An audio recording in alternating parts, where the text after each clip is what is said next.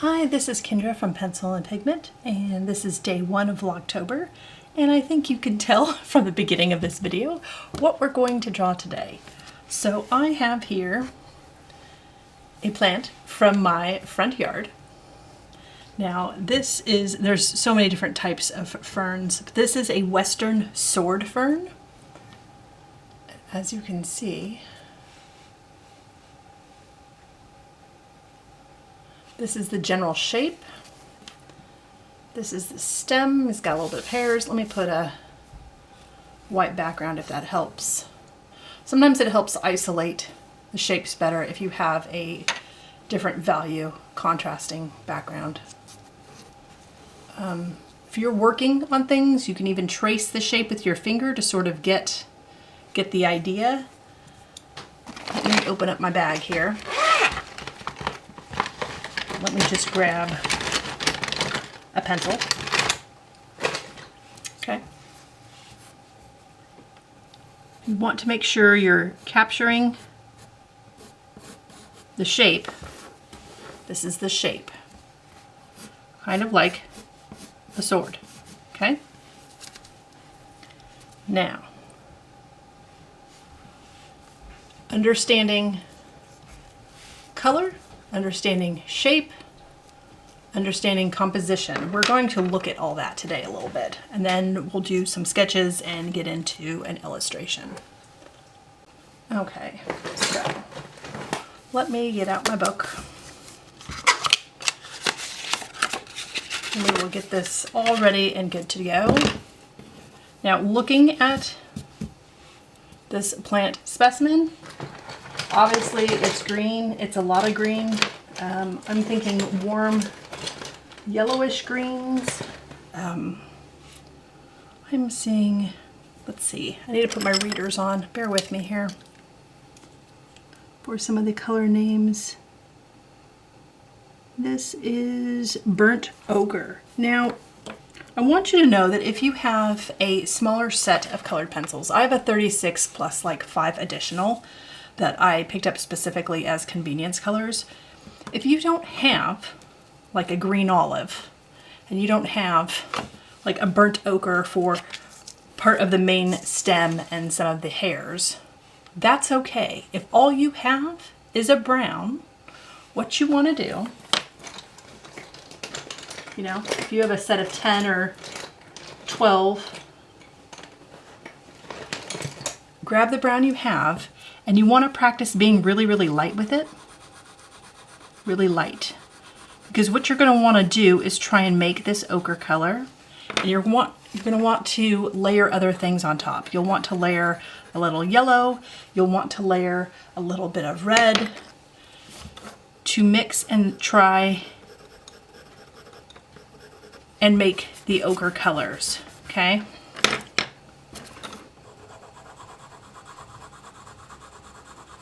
This one's pretty yellow. So that's what they mean by convenience colors, is buying the specific color you need. It saves time when going to create, but you don't get the practice of mixing and matching to make colors. You don't get the practice of trying to learn how different colors are made. So with this one, you could even start with a yellow base and then add a little bit of brown on top and a little red to try and make this burnt ochre color, okay? Practice blending, practice layering. The important thing when working on layering and blending is you don't start out heavy-handed, okay? If you start out super heavy-handed and then you go to try and layer on top of it, one, you're not going to see the layers, and two, you're going to start to muddy the colors, and it's going to be really, really hard. It's going to look a mess, and it's really easy to muddy colors.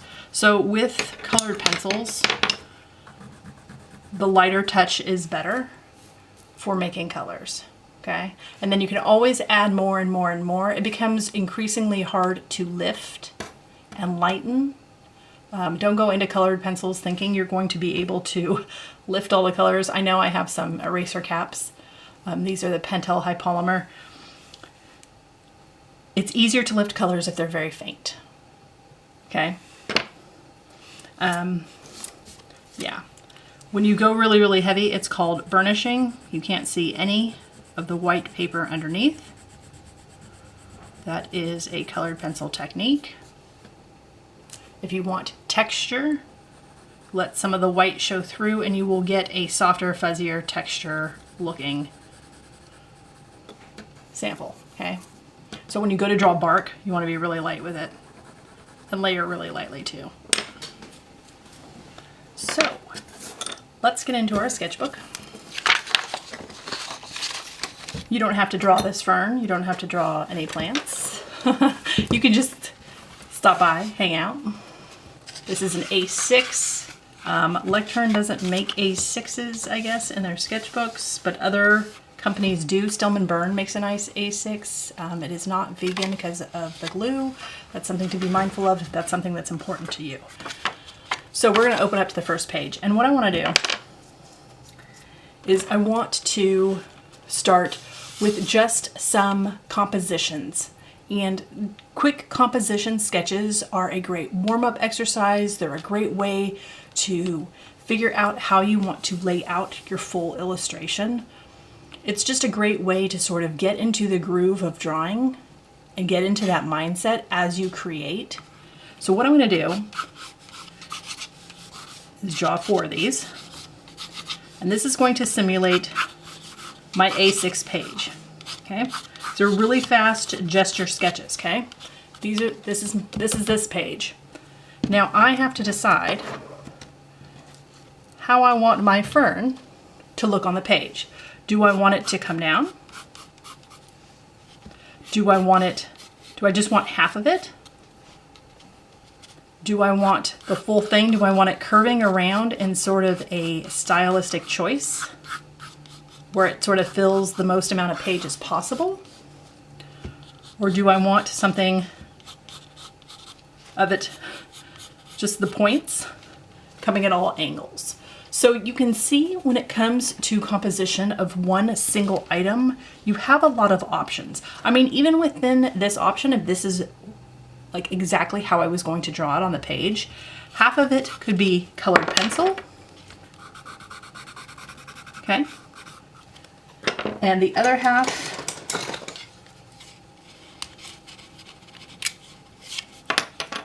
could be pen and ink.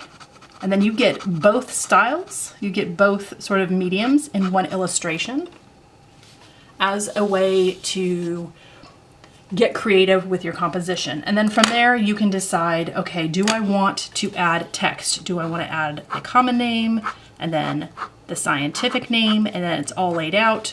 Do I want to have the location, you know, the city, latitude, longitude? Do I want to add text to that? And then how does that balance out within my composition? So if I were to do just half of this, imagine it like this, just drawing half the fern down the page where I don't really even get the main stem, I would have a lot of page left.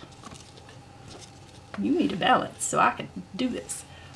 Where I could do a full journal entry and talk about, I was on a hike today, it was nice and warm, great mood, perfect day, met a new dog, found this really cool fern, it was laying on the ground, I didn't cut it. This is from my yard, so I'm allowed to do that. But for notes and things, this is an option, so you can have a ton of text. And then you can turn it into an art journal if you wanted to. That's an option. So quick, fun little sketches show you all the different ways you can do that. I mean, it could be abstract, it could be a repeating pattern where it just over and over and over again with 4 different mediums. So you could do a pencil, you could do a colored pencil, you could do a pen and ink, you could do either like a pastel, or this paper doesn't take to wet media, but you could do like an acrylic if you gessoed a section. And you could do the same thing over and over. Drawing the same thing over and over with different mediums really helps reiterate learning how to draw a shape, learning how to draw the subject matter. Now I have a lot of pages to do today. This is a 48 single side sketchbook. I'm obviously going to do front and back, but to do 48 pages in 31 days with the front, and then I'm not sure, there's a back. So I need to get started on my fern. Now, looking at my layouts, this was a very quick gestural composition warm-up sketch. You don't have to do it in your sketchbook. You could grab a bigger one. You could have done 12 of these little tiny rectangles and figured out 12 different ways to draw a fern or a leaf or whatever botanical you feel like creating for this drawing challenge. Okay, so because of the nature of this specific fern, I will do another fern later, the one that lives next to this one, but that one is much harder to figure out the name of. I have an app on my phone. I will throw it up, a picture of it. It's called Seek, S-E-E-K. It's by iNaturalist, and you can take photos and it helps identify different plants, animals, amphibians, mollusks, all kinds of different things. And it helps with identification. You kind of have to move your phone around a lot. Be very careful. Okay, so this has one main stem, right?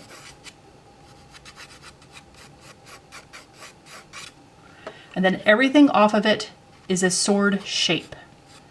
So it comes to a point. Now, as it comes down to the tip, they get smaller. So I'm basically drawing the same shape over and over and over again. Now, another thing to note with this is these are not perfectly lined up. This doesn't line up perfectly with the one right next to it. It's a little bit higher, and then they become a little bit more alternating. So that is something to be mindful of something that seems really simple in shape. So as I go down here, and I need to figure out, okay, that's not nearly big enough.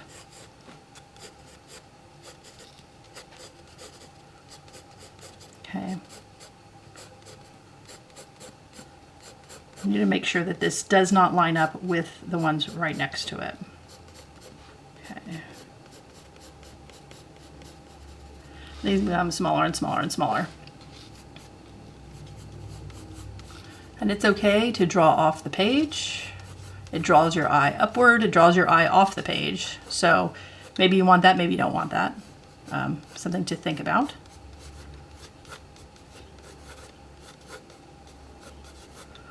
And then figure out,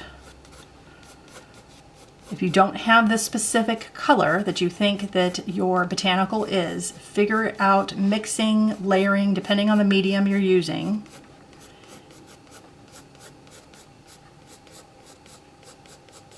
Okay, and this needs to be tinier, tinier, tinier, tinier. Okay, here's my fern shape. And you could even, over here,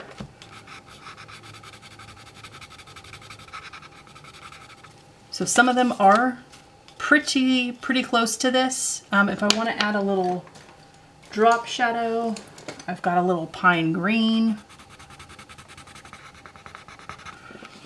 This exact color from Faber-Castell, these are the polychromos, and this one is, I believe this is all earth green yellowish, 168.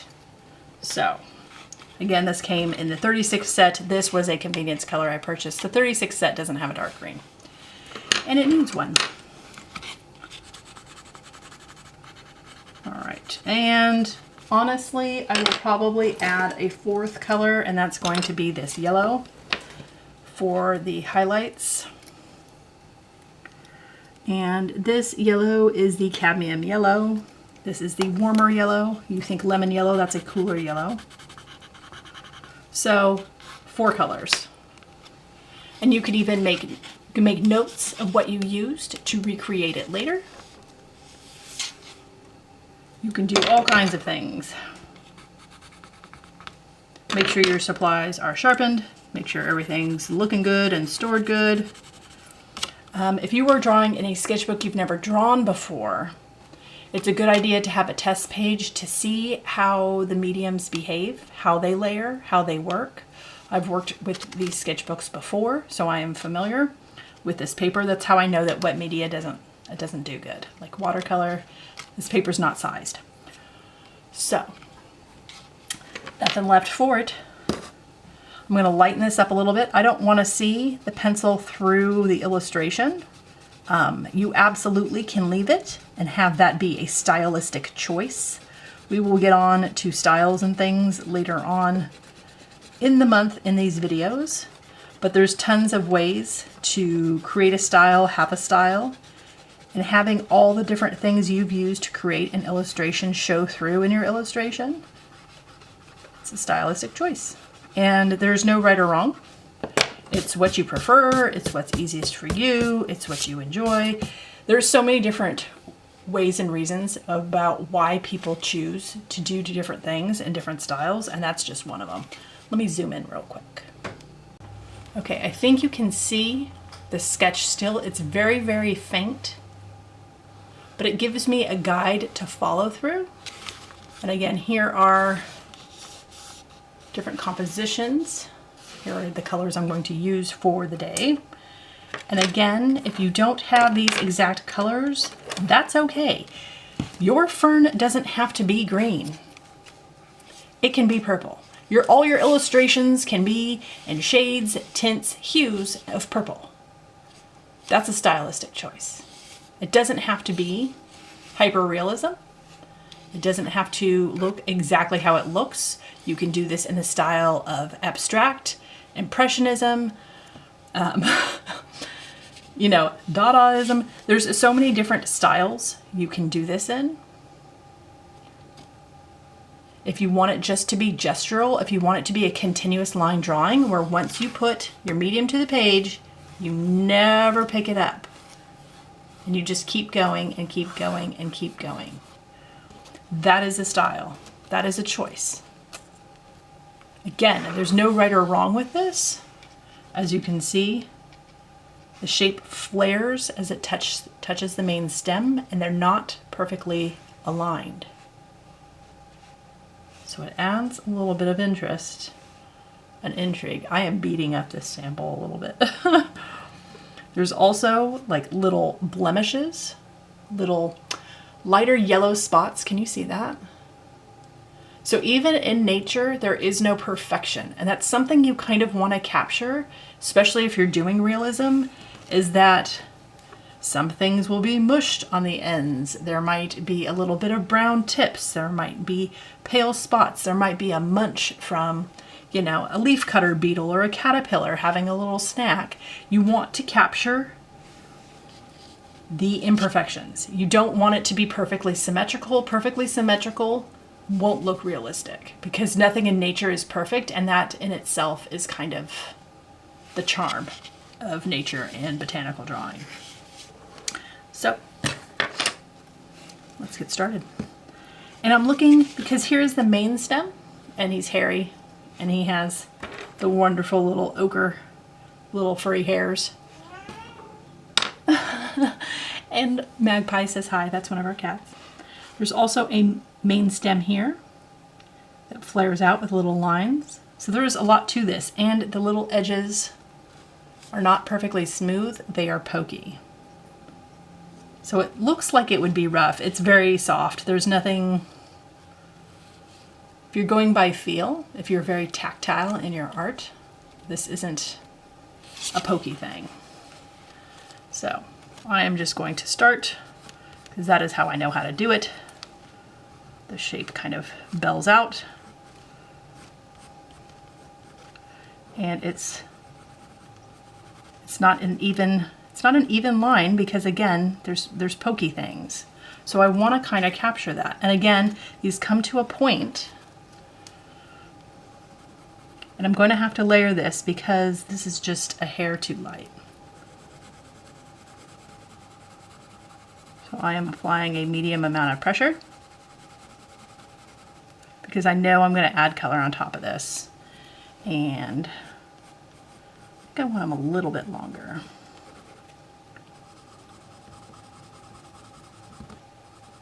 I'm not going to make you sit through and watch me do this entire fern. Hi, baby. Bloopers. All the bloopers. You can see this color doesn't match.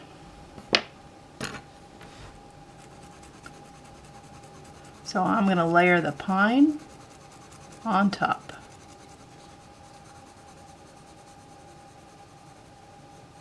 To get it closer. And it looks like it's a little lighter at the tips than at the base, so I can press down a little harder.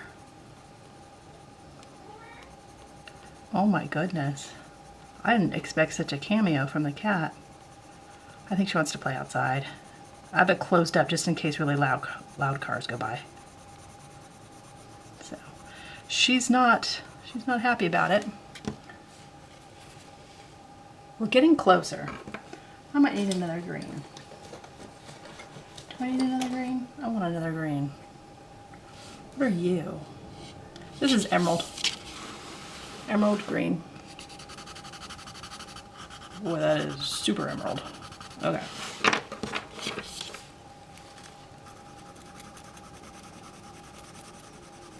Just a little tiny bit. A little bit. I'm going to come back with the olive. I want to press a little harder here.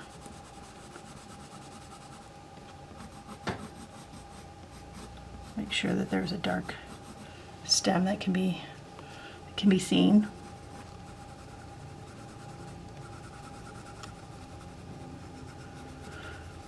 It's all time. It's all time. If you have the time,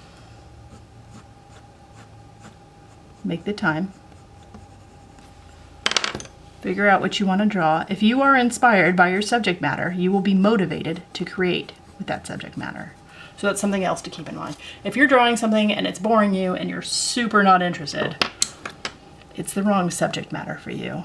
And if you're bored and not interested, it's going to be really, really hard to find the motivation to want to draw it once, let alone work on that subject matter every single day for a 30-day challenge.